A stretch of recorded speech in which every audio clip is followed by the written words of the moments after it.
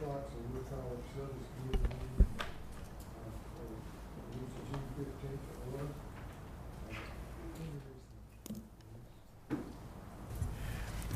at 11. Dear Heavenly Father, we're thankful that we live in such a free country.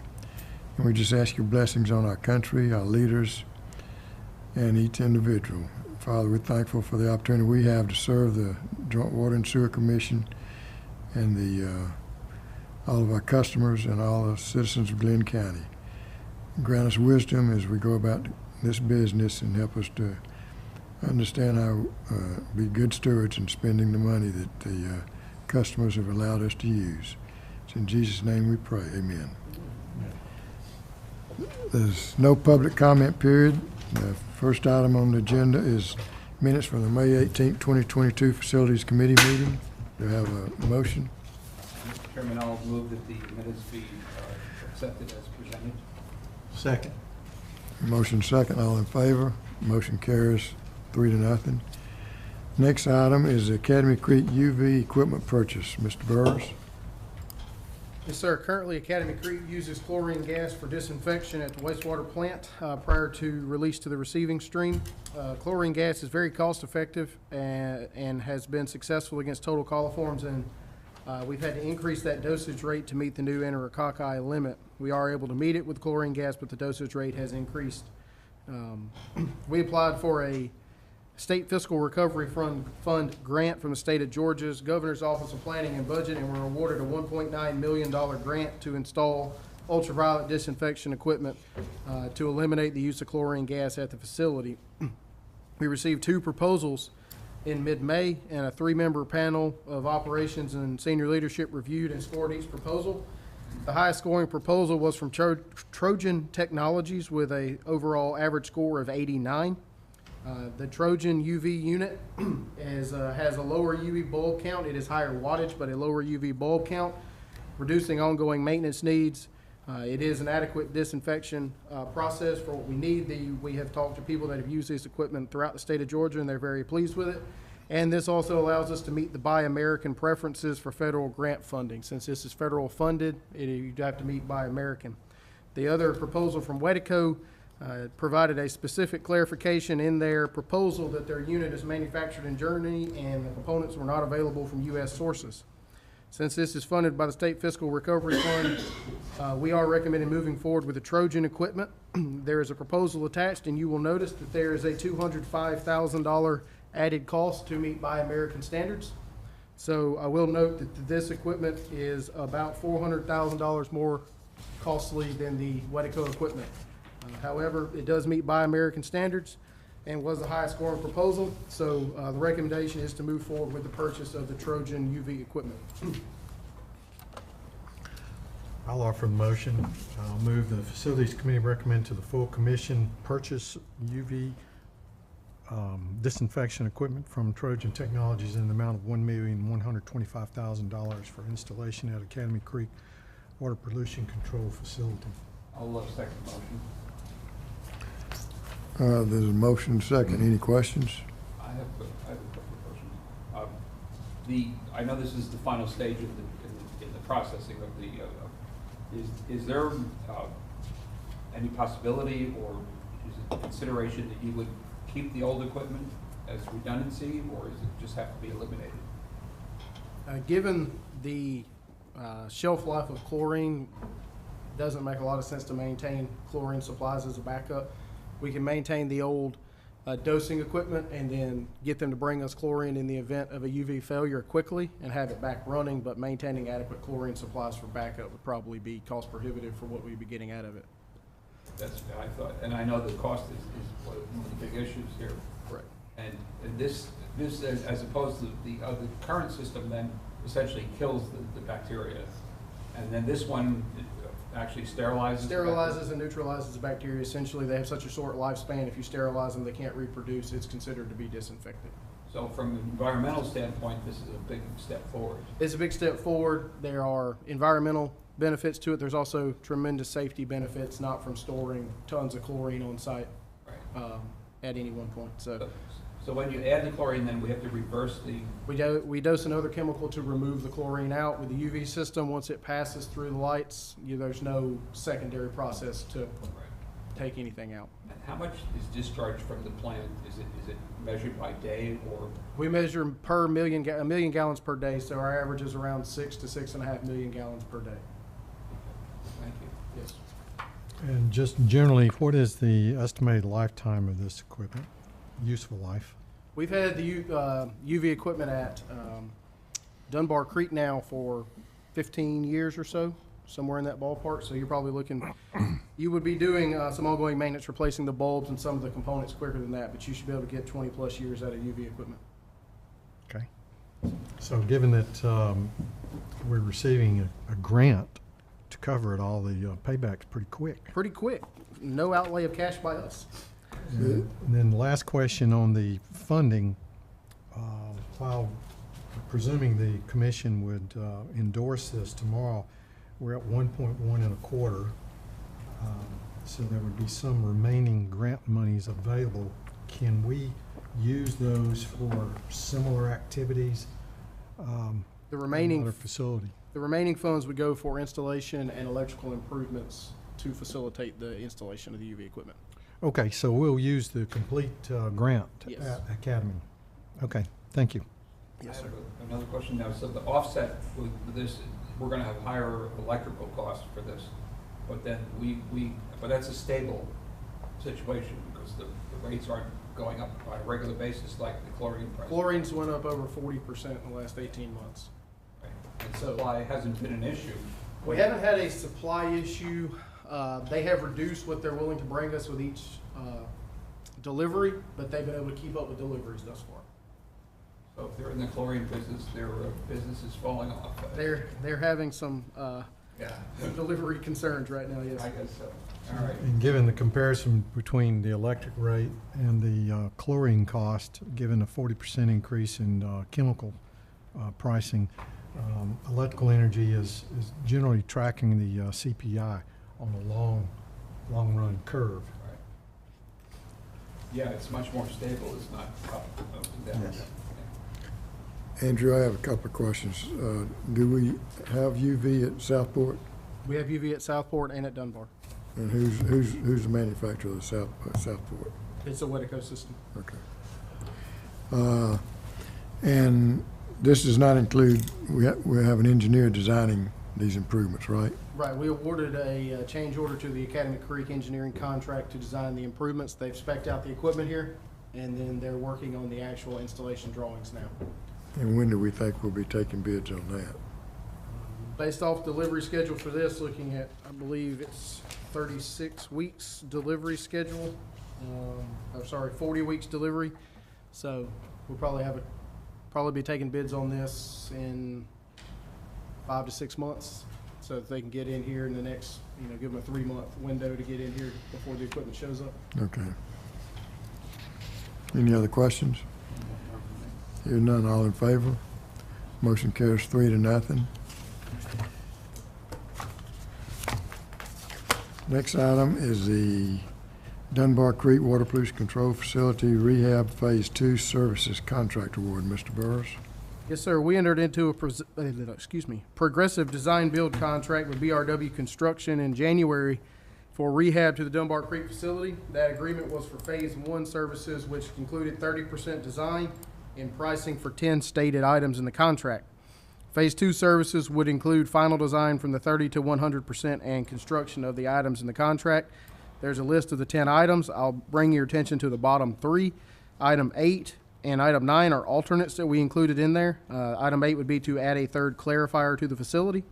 Item 9 would be to change the main plant entrance to be off of Sea Island Road and instead of coming through the Glen Haven neighborhood. And item 10 is aeration basin number 2 painting. At the last meeting, we authorized early work for aeration basin number 2 to be painted, and they are on site working, scheduled to be on site next week on that portion of it. So this is a Phase 2 guaranteed maximum price for the scope of work from items 1 to 7, plus cost for the 2 alternates 8 and 9. The base work For items 1 through 7, the guaranteed maximum price is $3,660,309.84. The clarifier alternate was a little over $3.3 million, and the new roadway improvements was just shy of $500,000. Due to the cost of the new clarifier, we, as staff, do not feel the need to move forward with that right now. We can maintain the existing 4 million gallon a day treatment capacity for quite some time, and we can always add a third clarifier at a later date. The new entrance road off of Sea Island would eliminate the need to bring equipment and passenger vehicles through the Glen Haven neighborhood and be a reduction in liability for us and a betterment for that neighborhood. So the recommendation here is to move forward with the base scope of work plus the alternate number 2 for the roadway improvements. There are additional items. The next 2 items on our agenda would be to purchase the UV equipment and filtration equipment necessary for this project to move forward, because we agreed that we would purchase those separately to save sales tax on those items, given the costs associated with that. So the total award for guaranteed maximum price for Phase 2 services for the base and the entrance road would be $4,157,751.30. The UV equipment and the filtration equipment are $351,165 and $671,005. Those would be considered separately. So the all-in cost, including the tank painting that we awarded last month for the project, would be $5,588,902.30. Can I have a motion? I'll move that the Facilities Committee recommend the full commission award a contract to BRW Construction Group LLC in the amount of $4,157,751.30 for Phase 2 services at the Dunbar Creek Water Pollution Control Facility for completion of the base scope of work and alternate number 2. Second. And in your packet, I provided part 1 and 2 of the proposal, and I emailed you the others because the entire GMP proposal is 110 pages. Thank you. Are there any questions about this? I have a question. Are you comfortable with their contingency fund that they're recommending? Yes, sir. The vast majority of this work actually doesn't require a lot of underground work, so they shouldn't run into a lot of unexpected things. So I think we're good here. Some of the information, obviously digging the lines for the filters, will come in. We'll run into some underground work, but we feel pretty confident based off the record drawings we've got. We've got 2 sets of record drawings on equipment out there, so I think we're in good shape. Very briefly about the paving of the roadway. Do you happen to have that number, as how many square footage or linear feet by the width of the road that we would take from someplace in the plant to Sea Island Road? Let's see here, if you will. Is it gonna be in these numbers right here, Bob? Yeah, I was kind of It's scanning gonna through be it. back toward the back, I Yeah, it think. didn't jump out at me. Go to We'll be one back of the in the later back. pages there. It is 1,800 square yards. Okay, I see it now. Okay. Asphalt paving, 5-inch thick asphalt paving. Right.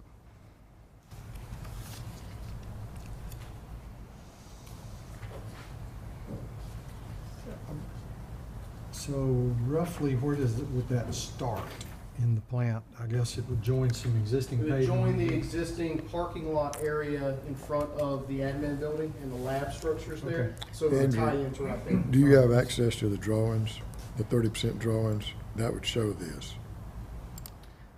Well, I know that building, if you Not go right now. from Sea Island Road, it's about 2/3 of the way into the property from Sea Island Road.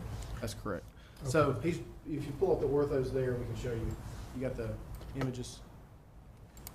Can Todd pull up the That's what 30% he drawings? can't pull up the 30% because they're not on the server yet. But you can see on the screen there, there's a parking lot just north of the pond, right there. Whoop. So, Okay. essentially, you'd be following the existing dirt path Okay. and paving there around the ponds and back down Okay. Woodpecker Lane to Sea Island Road. Is that the name of that road? That's kind of been called that. I don't know what the history I is. don't know if that's the official name of it or not, but that's what we've been calling it since Yeah, I've we been here. probably ought to think about naming it, so doesn't become a legacy on tribal knowledge or something from years past. At the terminus with Sea Island Road, I'm under the understanding we don't have to do any improvements there specifically. For Talk to DOT. Glenn County, that's the Glenn County portion, and as long as we do not bring equipment in and out of there between, I believe, 7 and 9 in the morning and 4 and 6 in the evenings, they are fine with it. Good. So essentially, we just need to schedule our equipment deliveries in and out away from rush hour, Off peak. off peak, and we're good to go. Yeah, and when we're leaving the plant, that, in the afternoon, it's a non-issue. Non-issue, because as long as you're not turning left right there. Okay, I'm good with it. Now, Andrew, now it's a guaranteed maximum price, right? As long as we do not add things to the scope, yes, sir. Okay. Now, it could theoretically come in less than this if they are out there and are able to save costs, but this would be the maximum number as long as we don't add anything to the scope. In their original proposal, though, they had something about if they had extra stuff or something, an escalator, a higher number, a higher percentage than some of the other That's correct. contractors. Explain that to us. Yes, sir. When we got the original proposals, we got phase one cost, which was the $53,500, and they had two figures in there. One was for overhead, which was their percentage for overhead cost associated with all the installation, and also the design builder's fee, essentially their profit margin that goes into that. So those are considered in those cost factors that we've gotten already. So that markup is included in the guaranteed maximum price. So it won't go over this. We will not go over this unless we add things to the proposal. And if we add what they actually quoted initially and put the road in there and everything, it's about the same price as what it is, right? A few $100,000 one way or another, it's in the same ballpark, yes, sir. Okay. And when will we do we just issue them a notice to proceed now? Yes, sir. We would issue them a notice to proceed, and then they would begin work. I don't remember exactly. I think the contract is 450 days, give or somewhere in that ballpark for completion. So they'll have the engineering firm preparing 100% drawings, That's correct. and then will we be reviewing those? We will be reviewing those before they start installing anything, yes, sir. But they can start construction on the 30% drawings. Right. They can start doing some of the simpler items, the DO control loops and things of that nature can go very quickly. So we'd be scheduling a pre-construction conference as soon as the contracts are signed. We can, yeah, we Yes. can do another one, yes, sir. Approximately how much time would we think the duration would be from when we do pre-construction to when we do? I think the biggest thing is honestly going to be delivery of the UV and the filter equipment. Assuming that that's delivered on schedule, I don't see any reason why this wouldn't be finished up maybe first quarter next year, because the full contract included installation of a clarifier. And since we're not doing the clarifier, that's by far and away the longest item that was in that contract. Do we have an item on when they're going to start the painting of the tank? They will be here next week to begin prepping on painting the tank. That's And the big aeration basin that we Yeah, want. Talking with the contractor, he expects to be complete with the tank painting by the end of July. Okay. And in terms of the plant outdoor lighting, is that part of the scope of? There's some lighting improvements included in here. We're not gonna do all the lighting, but that's something that we can make and do in-house. Yeah, overall, what I'd like to see accomplished there is it become more neighborly. We eliminate the stadium lights, if you will. Correct. The high mass lighting. And The that's directional LEDs. Well, we just thinking more about task lighting Mhm. in the areas where we need it. You know, obviously for walking around their equipment, maintaining it, that sort of thing, but not having general lighting that's high mast. Just no matter what you do with that type of lighting, it's very difficult to keep it out of the neighborhood. Correct. So that's my recommendation, Yes, sir. consider. Okay.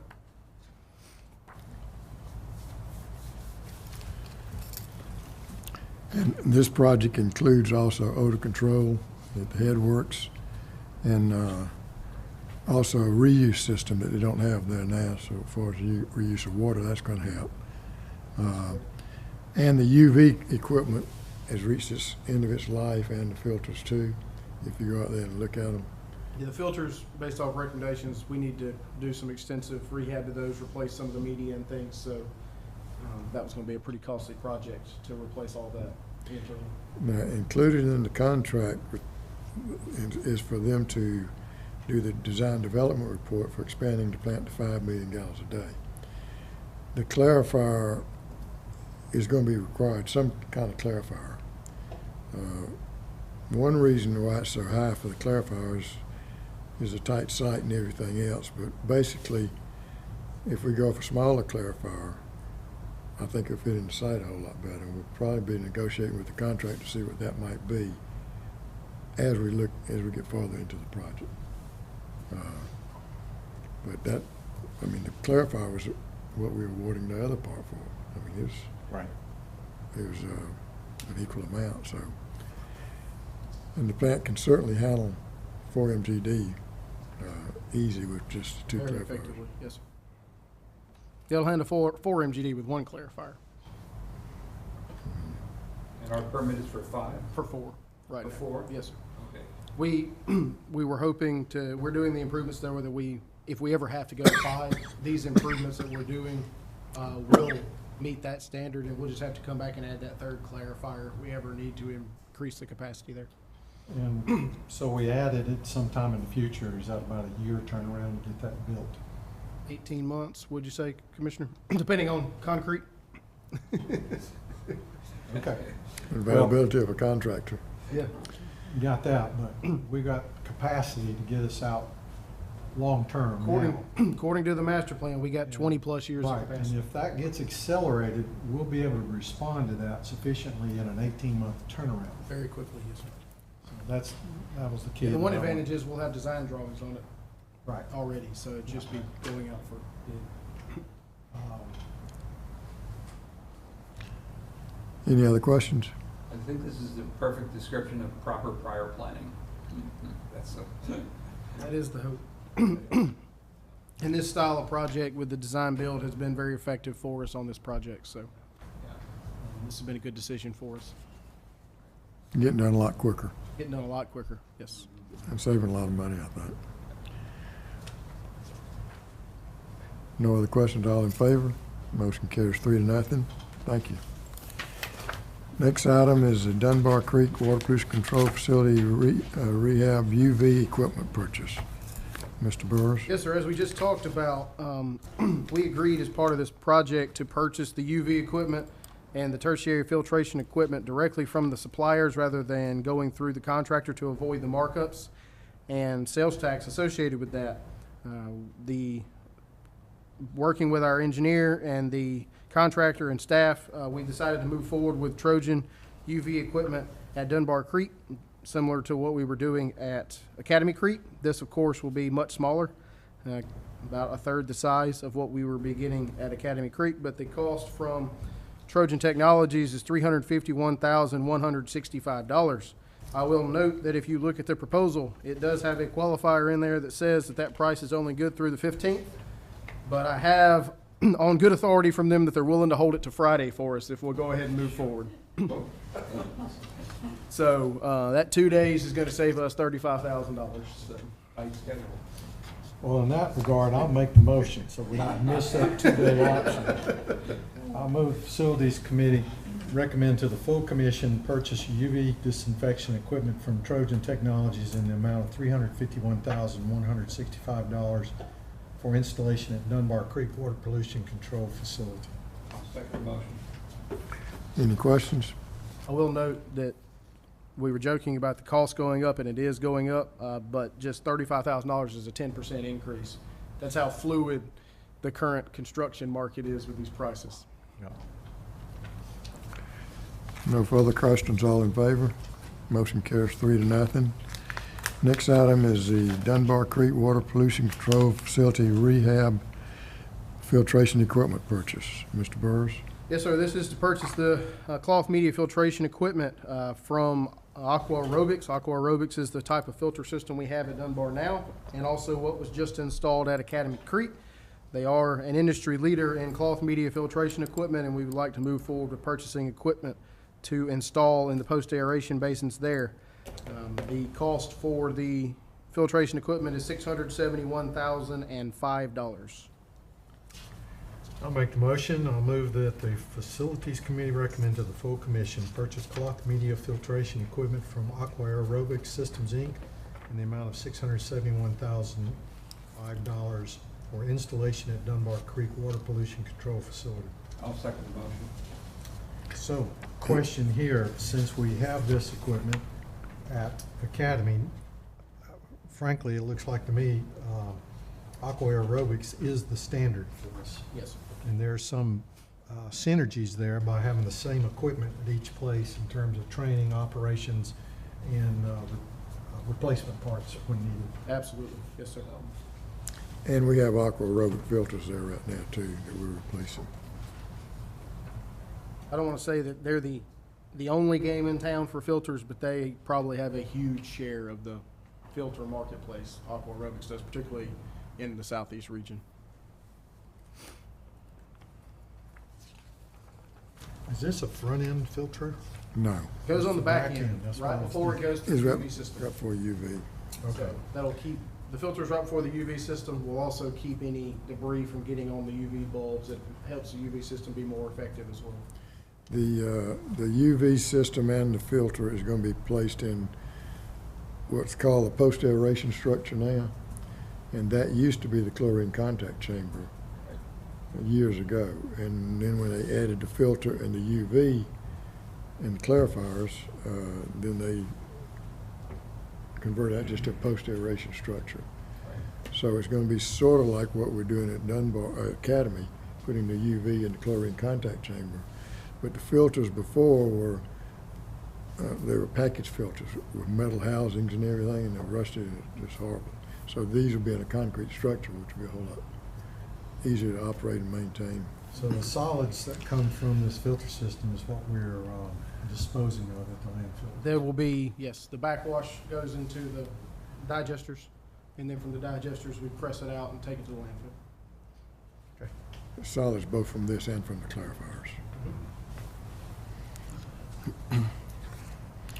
Any other questions? Hearing none, all in favor? Motion carries 3-0. Next item is Pump Station 2032 pumps purchase. Sir, Pump Station 2032 is on Frederica Road near Benny's Red Barn.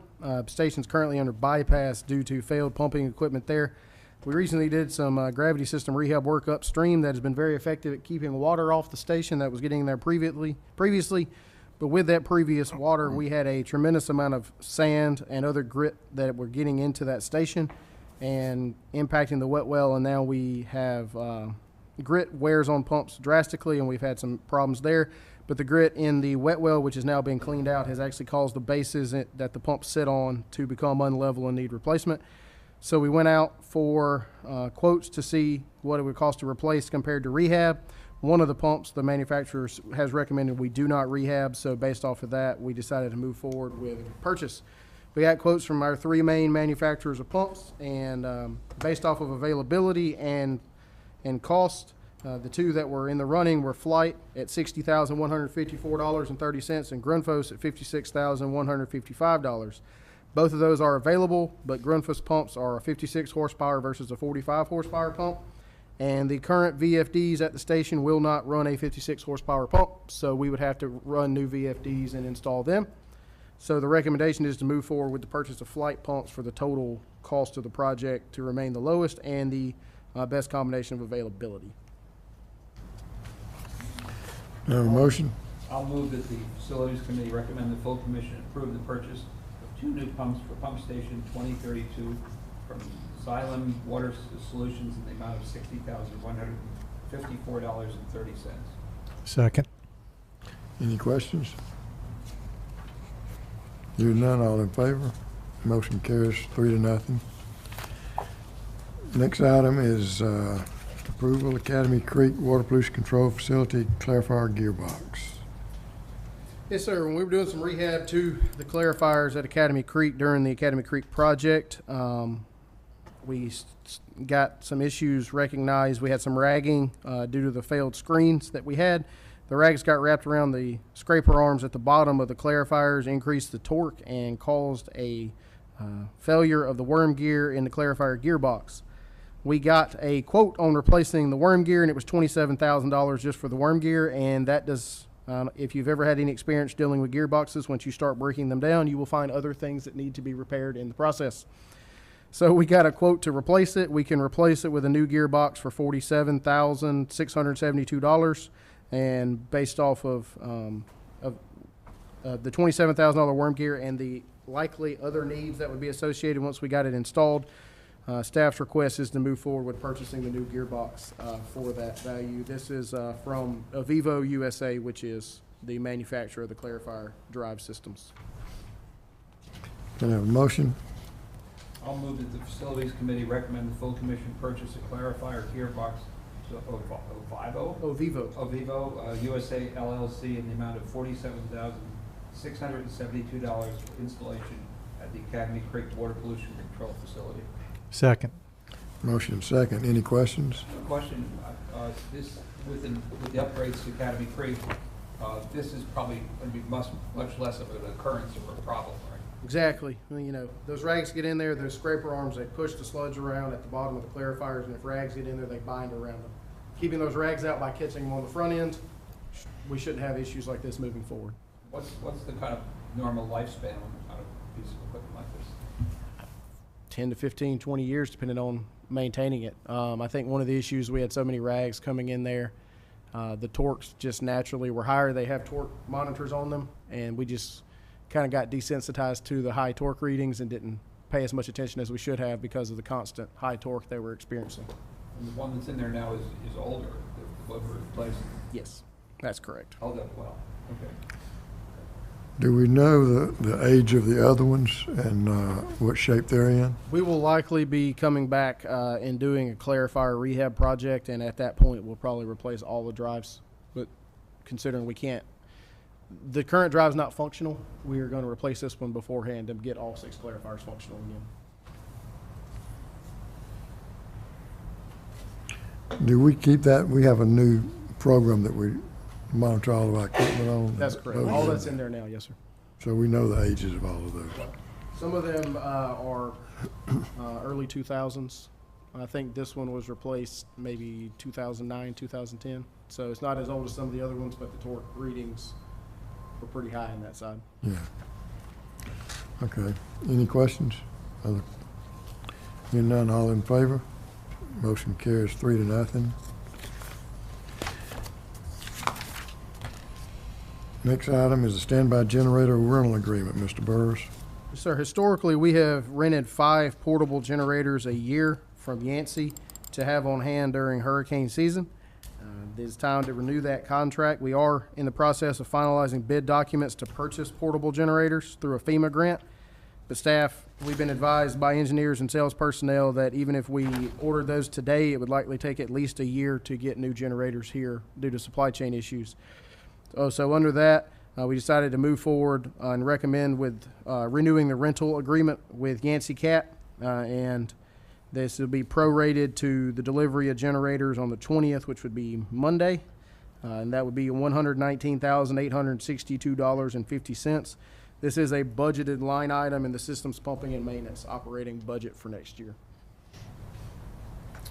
I'll move Facilities Committee recommend to the full commission to enter into a rental agreement with Yancey Power Systems in the amount of $119,862.50 as presented. I'll second the motion. Motion and second. Any questions? We rent these for 6 months? Yes, sir. Okay.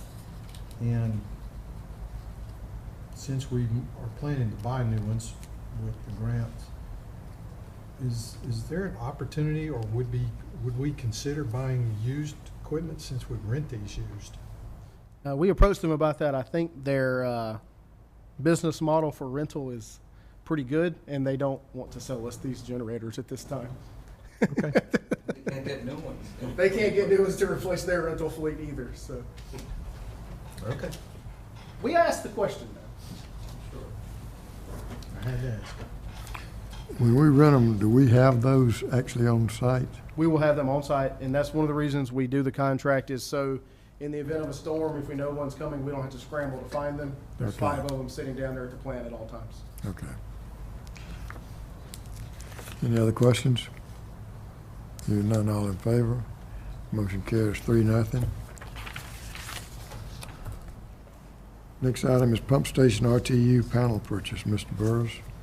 Yes, sir. You may recall we recently completed a pump station SCADA upgrades and standardized on specific panel configurations and specific components within the panels. We installed 136 of these panels, and we've already seen benefits to operations as a result. Working with our local utility contractors for installation of new pump stations and rehabs of pump stations prior to dedicating them to the joint water and sewer, we have determined that we get significantly better pricing on doing these, and we have more control over the lead time if we were to purchase 2 or 3 of these panels and keep them in inventory so that the developer could purchase them from us. It is a constant pushback we get from developers that they're getting quotes to buy these panels because of the markups they go through before it gets to them.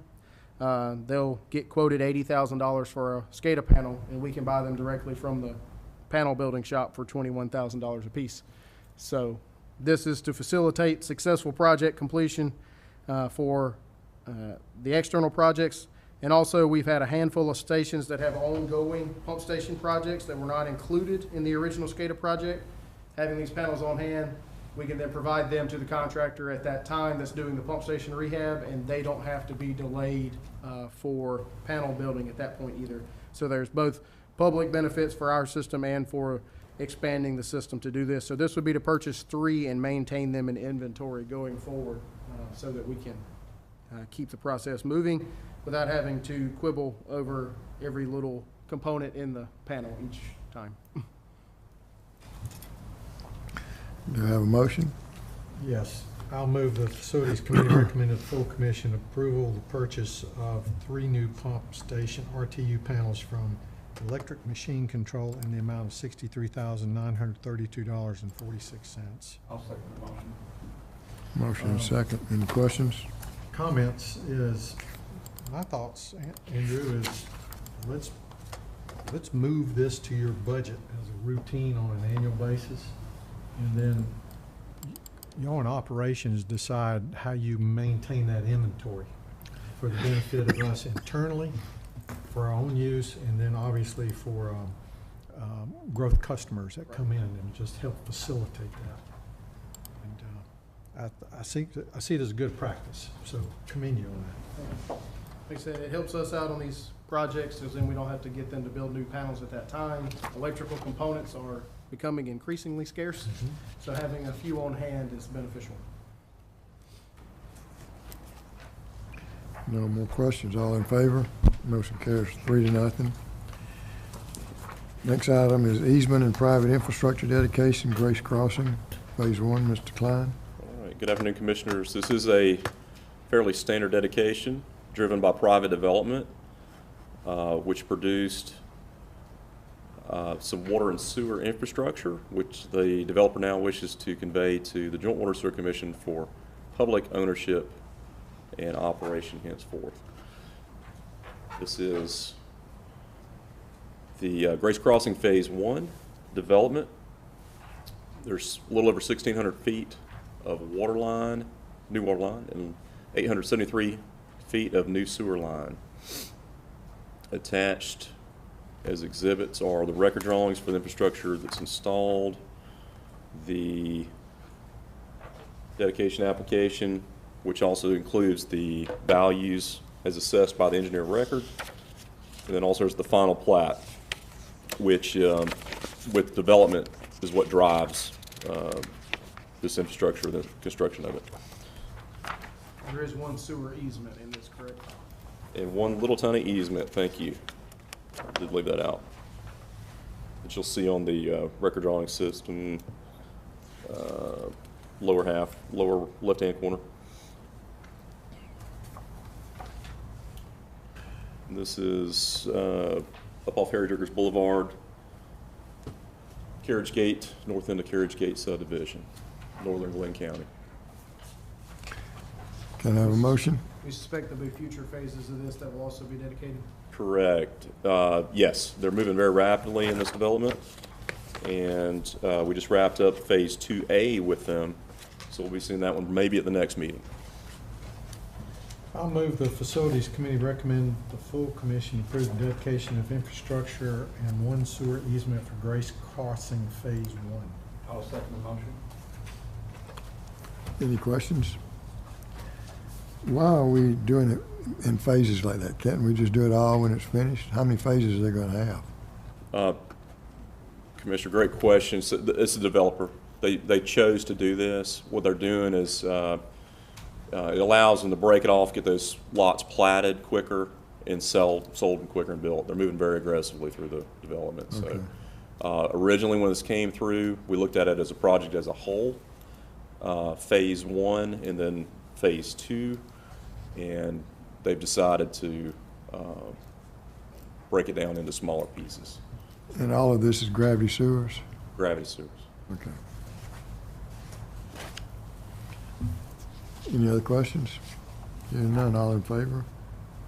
Thank you. Motion carries. Move to the discussion section. Water production report, Mr. Burrs. Yes, sir. The commission has requested that we come up with a water production report that somewhat mimics what we do on the wastewater flow report. So this is my attempt at providing you with that information. So what we have here is the monthly water production quantities from every well. The first page is the Brunswick site. And then the second column there is actual daily average, because 42 million gallons of water is obviously not coming out in a day at some of these facilities. But if you kind of look at this, you can notice across the board, there's some variabilities. I will note that for the month of May, Goodyear Park has been offline due to some electrical issues. So that's why you see very little flow coming there. And the Canal Road site has very little flow because it doesn't actually have production equipment there now. It can be used as a backup well in the event of a high service need. That is currently under design to convert to a production well. But I gave you the last, since January 21 worth of data, and you'll see that we have some very high flows out at I-95, that well over there on the south side of 341, back in the neighborhood in there off of Glendale. That produces quite a lot of water in that region. We did complete a project we'll talk about soon at the project update that we may see some changes in flows. We expect there may be an increase in the well usage from Fletsy. As you see, there's not much water coming off of Fletsy well now based off of those usage. So this will kind of keep track of where we're using the water at. Our system is all connected. So if one well goes down, the other ones will pick up to reflect that. But you'll see average flow for the mainland system for the month of May was 5.177 million gallons per day. You can kind of look at that daily average there, column there, and you do see, even though we don't have extremely cold winters, we do see some variability in our water usage rates depending on month. And you see that those usage rates are increasing up as we head towards the summer months in that column on the far right. Can you tell me which ones are the Miocene wells and which ones are the Upper Florida? Miocene on the mainland would be Golden Isles 1 and 2. Now, by us making Ridgewood a well that we can use now, has that reduced the usage of Golden Isles 1 and 2? Yes, sir, drastically. We brought Ridgewood online roughly, you can see the end of December, early January. Right. So you see we went from that month of January where it got turned on using 11 million gallons, and now we're averaging 18 to 20 million gallons of water usage a day coming out there. So that would have been distributed previously on Golden Isles 1 and 2. So you see some of the fluctuations there. I will say you'll notice some fluctuations when you look at this data, and most of that's because as we do maintenance, we shut wells off. But luckily, we got such a distributed system, we can maintain that without any problems. And the Canal Road well, that's the one that we're going to be Right. under contract now to being designed, correct? That's being designed right now, yes, sir. So there is an existing well there. There's not production and treatment equipment there. So you'll see that hopefully sometime next year will be, or very first part of the following year will be online. Can you explain to the commissioners the difference in the Miocene well and the Ridgewood well, or the other wells that we have throughout our system? Just pulls it out of a different aquifer. They're a little shallower. Water quality coming out of the ground. We noticed some differences. They both meet all the standards, but we do have a little more odor complaints from water that comes out of the Miocene wells, and so Is there a depth district? it's depth different distance, yes, sir.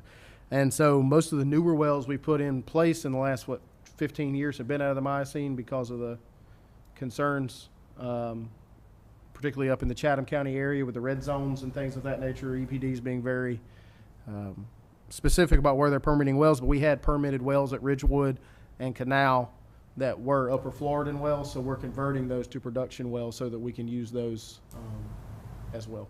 So, no pun intended on as well. And I think on the Miocene wells, you might have to add more chlorine A too. little more chlorine because, little different water quality, so Okay. it all gets mixed into the system and you won't notice it, but if you're right there by it, you may notice a few more odor issues coming out of the Miocene wells. But you see a graph there on the second page. Very similar water usage this year to last year, so it'd be interesting to track that moving forward. But as you can see, as we get through July, August, and September, the water usage goes up pretty drastically. And that's on the mainland. On St. Simons, we have 4 wells on St. Simons Island. We have the Mallory well, which is actually 2 wells, so that's actually combined numbers. We have a remote well that's just down the street, so I combine those numbers. The airport well, which is a blue building right there at the airport property. The Harrington well, which is where our distribution crews work out of in Hampton. And so you can see the Mallory and airport wells on the south end push a bulk of the water on the island, a lot of the water usage there, certainly on the south end. And for the month of March, the overall flow was just shy of 3.3 million gallons a day on St. Simons Island. We do have more outdoor irrigation usage on St. Simons per capita than we do on the mainland, so we see a little higher spikes in the summer because of tourism and also the irrigation. What's our permit for these wells? Let's see, the mainland, I believe, is 10.8, 10.9 million gallons. St. Simons is between 5 and 6 million gallons, if I'm not mistaken. And there's 2 on the south mainland. And so that, we can pump all of that out of one well if that well could do it, or we can pump it out of Right. 4 or 5 wells. Obviously, one well can't produce that in a day at 1,000 gallons a minute, but certainly we could use some. But all of these sites have on-site storage. That's correct. Right, and that varies according to the site? Varies according to the site, how much demand we're expecting in those areas. We don't want to have too much water held because water quality will degrade as it's just sitting there. Is Hampton South connected to the rest of the wells on the island? Yes. It does not produce it doesn't push a great deal back to the south just because of how far it is from Hampton Point on the very north end of the island. One of the other wells, if it's down, the Harrington well or one of the wells on the south end typically picks up the slack just because of how far Hampton would have to push. So it does not fill that tank at, It's we tied to need the to tank at overflow. okay. And when you say down, some of it is routine maintenance? Routine maintenance work, exactly. Okay. And occasional failures? but- Occasional failures. We inspect our wells, and so, every so often, we're gonna shut a well down, inspect it, make sure it's in good shape. So if we take a well offline like that, one of the other wells has to ramp up to pick up the slack. Are all of these wells on the island, they're all Floridan? Is Hampton Floridan or is it Miocene? What's that? Is Hampton Floridan or is it Miocene? Hampton is Upper Florida. So I think all of them on the island are Florida. And do they all have 1,000 gallon a minute All of capacity them wells? 1,000 gallon minute wells, yes, sir. Any questions? Nice report. Next month, if you could start telling us maybe how many complaints we might have in each system. We'll see what we can do. Dennis South Mainland, 2 wells, they run about the same amount if you look at the numbers, and so Fancy Bluff on the far east end of exit 29 and Brooklyn at the far west end. Exit 29 is again one of those backup wells we have that in the next couple of years we may look at converting over to a production well. So very stable water usage at exit 29 if you look at the graphs. Okay, thank you.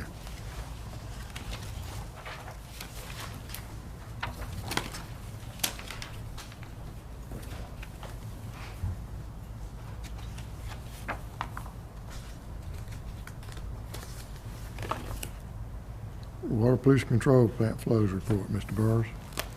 Yes, sir. Relatively dry month, the month of May.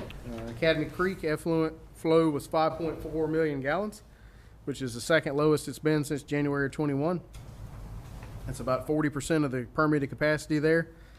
Overall, influent concentrations were in line with where we typically see them. The improvements continue to show at that facility. BOD at 5 parts per million, TSS at 3 parts per million compared to the average that we had going out of 8 and 10 previously. And ammonia down to 2.2 parts per million compared to the average of 7.1 for the total period. So we continue to make improvements there at the facility. 98% removal of BOD and nearly 99% removal of TSS with the filters online. Plant still undergoing rehab at this point, but handling the flows very well and being operated very successfully by our crews there at Academy Creek.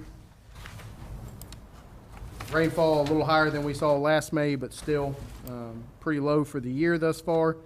And flows are in line with where we would have expected them to be based off of past trends. Dunbar Creek, we'll note that we recalibrated our flow meters, and so if you look at previous months, you'll see a major gap between influent and effluent flows at the facilities. Those got recalibrated, and we fixed some issues there, and now they are much closer in line. They're not exact. They'll never be exact, but they are in the same ballpark now. So 2.9 million gallons leaving the facility there at Dunbar Creek. Handles it very well, 98%, almost 99% BOD removal and 99% TSS removal. So we were talking about earlier, if what the need was to potentially go to 5 MGD, as you can see, we're running around 3 million gallons on average at that facility now. So, and it's been that way essentially the nearly 5 years I've been here. We've been at about the same discharge point. So as we do get building, they put in high efficiency fixtures and washing machines and lower flow toilets and everything like that. So the flow increases have not been substantial. And also we've done a good job getting some I&I out of the system to reduce that loading at the plant as well. So the flow meter, the effluent meter was the one that was off? They were both off. The influent was reading low and the effluent was reading high. And the effluent is what the permit's based on? That's correct. So we actually had more capacity than we thought we had? That's correct. Okay. So, again, if you look at that graph on the next page, I'll just note that those last 2 months, I would not put too much stock in those effluent numbers once we got it recalibrated. So that looks like they were much higher than they had been previously. That may not have been 100% accurate. And then Southport, looks like we got to look at the calibration at the influent meter there. Those numbers seem pretty low to me, but the effluent numbers are in line with where they have been. Plant needs a little more flow on it, but handling the low flows very well. All 3 of our wastewater facilities are being operated effectively by our staff, and looking forward to continued good results with the improvements we're making at Academy and after hopefully tomorrow at Dunbar. And how many Class 1 operators do we have now? 5. We just got a new Class 1 operator, so we have 5 Class 1 operators now. And we need one at each plant? You got to have an operator of responsible charge, which Mark and Alvin are the operators of responsible charge. We can operate Southport and Dunbar with Class 2 operators, provided that Mark and Alvin oversee their work. Okay. All right. Ideally, we'd have all of our operators be Class 1.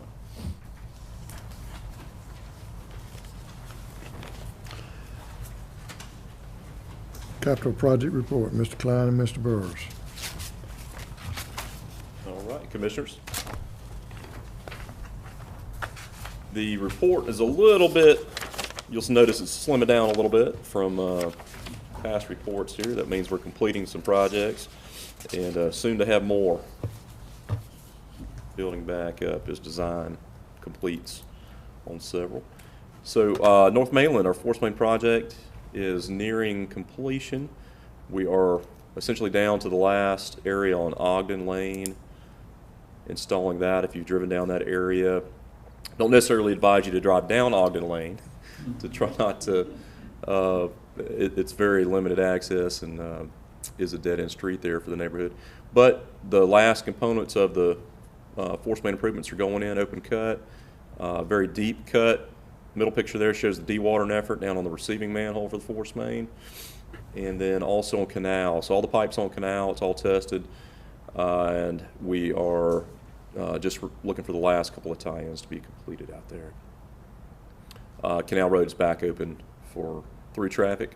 Bottom right-hand picture, you can see there, that's where last report, we had some good pictures of the 100-ton drill rig positioned in that area. And that's also the same location for EPD's new Coastal District office over there by Air National Guard. So we made some accommodations for their access during our project, and they're back to business as usual down there. Next project on the list here is the Academy Creek Water Pollution Control Facility improvements.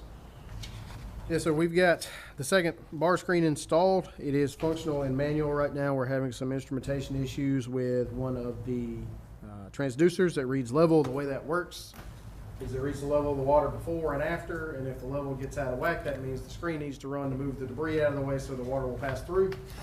One of the transducers that was delivered and installed is not functional, so it cannot be ran in automatic right now. But in the event of high flows, we can open that side up and run it in manual, and it'll just sit there and rate continuously. We have been making SCADA improvements. They've been ongoing. The SCADA integrator has been on site, landing information in the panels and things of that nature. We're awaiting startup of the sludge offloading facilities there on the upper left. We have a nice shiny new walkway from the new splitter box over to Aeration Basin 1, and this week they are installing the odor control covers at the splitter box and in the influent wet well. So that crew got here this week, and they are putting the jigsaw pieces together as we speak. Contractor scheduled to be completed mid-July, so we're crossing our fingers that that happens according to schedule. Okay. All right. Also, in the same area, North Mainland, of the Ogden area across the canal to Pump Station 4036. Last segment, I think we got one remaining segment of the CIPP project to be completed there. Bionomics, our contractor, is back in town doing a report repair, and then I believe they're going to wrap that last segment up. Get the post liner installation video for review, and then they're also going to do a annular grouting of a casing we have underneath the railroad tracks on Glendale, utilizing their services while they're here in town. So that project's wrapping up very quickly, and it's very timely as well, because all of these lines, some of these lines that they've lined with this project will now be receiving the flow from the North Mainland through the North Mainland Force Main reroute. So timing is good on these projects. Arco Area Water and Sewer Extension, did get that project kicked off. We do have a little bit of water line installed so far. If you drive down that area, you can see our contractor's lay yard with materials in place. So that project's kicked off, and we're expecting good things about it. Already got some good feedback from some of the property owners in the area. Very excited to see the sewer access coming about and the water. Meter replacements. Some good shots here of M&E in action, getting those replaced. Now I'm always amazed at how many they get done. These guys are really booking it, in my I opinion. think when I checked this morning, we're at 12,800 meters installed since January. Mm-hmm. So are they still doing about 160 plus a day? No, today it's about 60 per day. 60 a day? Yes, sir. They have had days where they've done 150, 160, and those would be scenarios where they don't have to change out boxes, they don't have to do a lot of other than just unbolt the meter, drop the new meter in. So Okay. it's kind of specific. They have some days they only get 20 or 30 done because they had to do an extensive amount of work to install each meter. And are they doing this in a crew size of 2? It depends. In the larger meters, they typically will take more than one individual out with them. on the smaller meters, it's work that they can do as individuals, so they can take a street, one person work a street. Okay.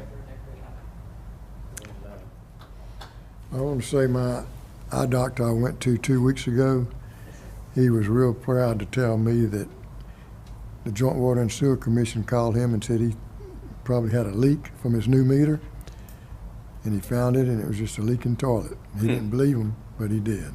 And he really appreciated that. So the new meters are paying us dividends. It is paying dividends, and like I said, we're 400.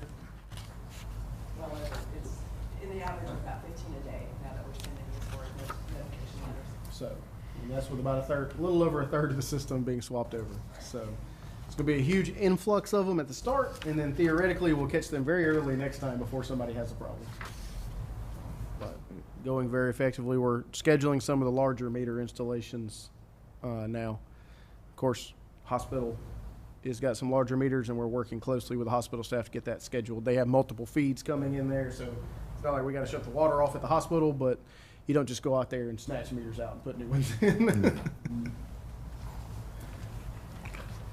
I will note, we don't have any photos here, but the Canal Road and Glencoe Parkway water main loop project has been completed. As part of not as part of the SPLOST project money, but as part of the same construction contract with separate funds, we installed water mains down Canal Road, and then we self-installed water mains down Glencoe Parkway to complete a loop along the backside of Fletsey and the airport there down to Canal Crossing. So the valve got opened up on that after it passed all the testing on Friday. So that has been in service for about 5 days now. So I'll be interested to see on next month's flow report if that Fletsey well, now that it is connected to the Canal Crossing area, if we see an increase in the flow coming from the Fletsey well. So our crews did a very good job getting that pipe installed out there. That was project 704, so that one's been on the books for about 5 years now, so it will fall off at the end of the year. Along Glencoe Parkway, you can hardly tell anything that anyone is ever working there. Just see the fire hydrants. Bright, shiny new fire hydrants out there. Yeah. Speaking of fire hydrants, with this new connection, we're probably going to have to go out and flow test We're the going to whole reflow test area the fire again. hydrants, see if the colors need to Yeah. change. I expect some color changes to happen, some better flow. So, yeah.